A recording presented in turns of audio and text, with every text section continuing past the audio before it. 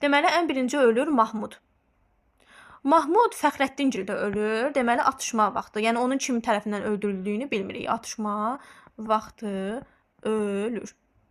Mahmuddan sonra ölür Fəxrəddin. Bu hissələr qarşı gəlir, onun üçün deyirəm. Fəxrəddini öldürür Əhməd. Əhməd öldürür.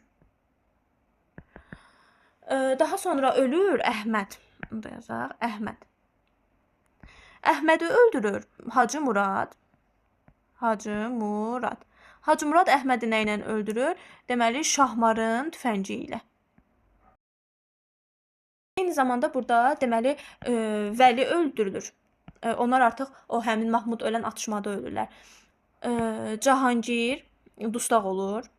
Həbsə düşür yəni. Bu olur dustaq. Xəlil yaralanmışdı. Yəni, əsərdə bir növ müsibətlər bunların başında partlayır, hansı ki, özləri yaratmışlar. Burada bir dənə günahsız ölən Mahmudla Fəxrəddindir, hansı ki, onların heç biri bu davaya tərəfkeş deyildilər. Eyni zamanda burada Mahmudla Fəxrəddinin fərqi var. Oxşar cəhəti odur ki, hər ikisi sevdiyi